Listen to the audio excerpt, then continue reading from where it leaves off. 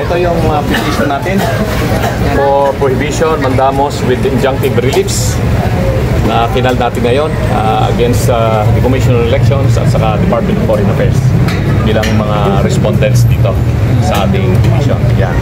Si Atty. Torian na mag-explain. Pwede ba dito? Pwede. Ito po, ginawa po natin ito para sa ating mga kababayan at saka especially sa ating mga overseas Filipino workers. Nung dandun kasi kami sa Hong Kong with Attorney Jamie Bondoc, Attorney Raul Lambino at saka nila Attorney Vic Rodriguez at iba pang mga kandidato, no? Nakita namin yung apprehensions and fears of the overseas Filipino workers and the overseas voters, no, concerning the system that is being sought to be implemented by the Commission on Elections. So pinag-aralan po namin and we found out na yung on elections resolutions na ipinalabas nila starting with 11061 on overseas Filipino voting system medyo depektibo po kasi po i-summarize ko na, wala pa pong batas on online voting. Wala pang batas. Ang Commission on Elections on their own or on its own rather issued COMELEC resolutions, 3 COMELEC resolutions, specifically COMELEC resolution 11061, 11079, 11081, which implements online voting even if there is no law yet on the matter. And we also question the issuance of COMELEC Resolution 11076, which is the guidelines on domestic voting, simply because of the fact that our laws on the matter, specifically Republic Act 9361, Section 31 mandates, 9369 rather, Section 31 mandates manual counting of votes.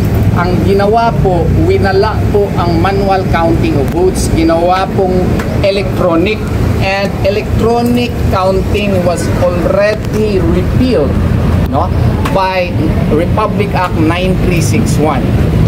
9369. Palagi akong nagkakamali dyan.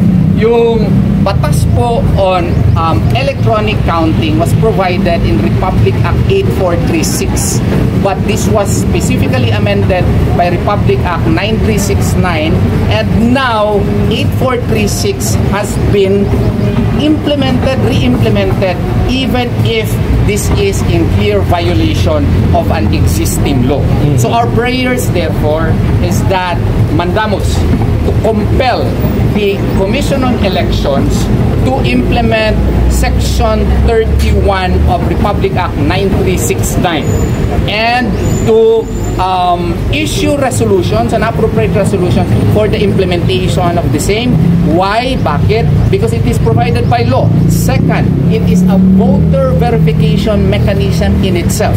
Kung meron tayong manual counting, makikita po natin yung progression of votes. Makikita ng mga watchers kung sino talaga ang binoto nila, at meron tayong tally sheets, meron tayong election returns na klaro, meron tayong certificate of votes, so we can have clear basis, meron tayong factual basis pagpunta na doon po sa canvassing. Kaming mga lawyers, meron na kaming mga data kung anong nakuha ng aming mga kandidato kada presento, and we can already marshal all our facts and data when we go to the canvassing.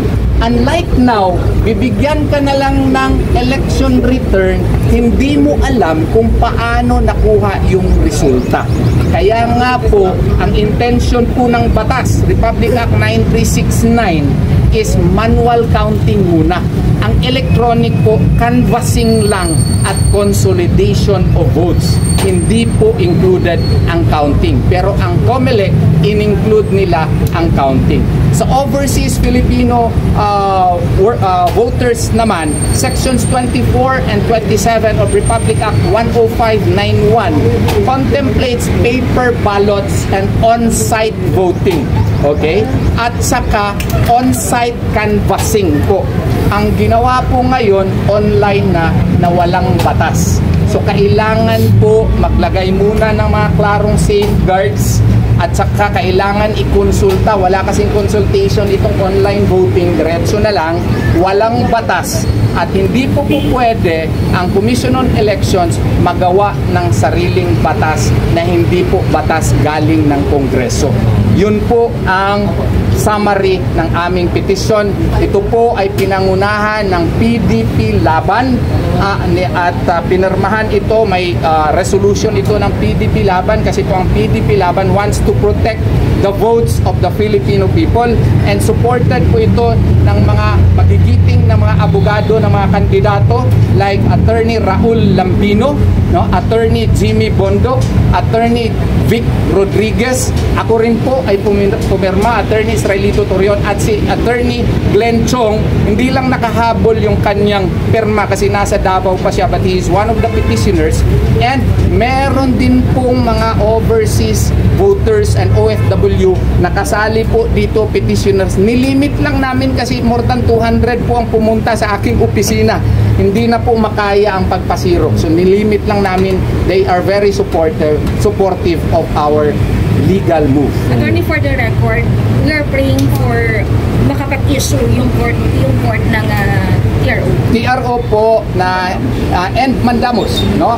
Mandatory injunction para po first sa domestic voting na i-implement yung Section 31 ng RA 9369 at magawa sila ng resolution para ma-implementa ito. Hindi naman mahirap kung pagboto hindi muna ipasa doon sa machine, i-manual counting mo lang muna, wala na kailangan gastos. Doon na lang, choke na lang siguro ang tali, no? Wala na kailangan gastos.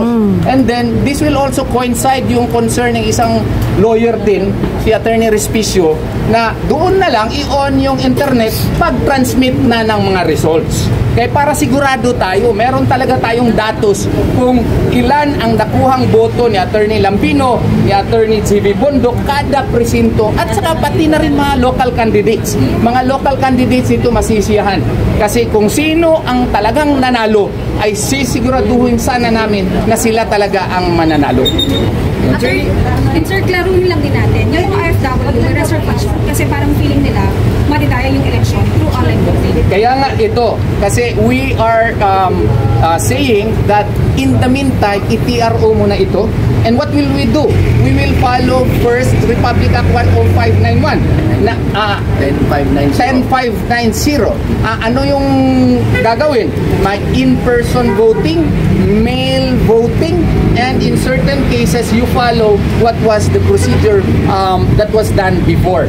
Huwag muna yung online voting kasi nga wala ito nakadaan ng konsultasyon as required by law. There is no international certification, and second, most importantly, there is no law calling for this and for the implementation of this scheme.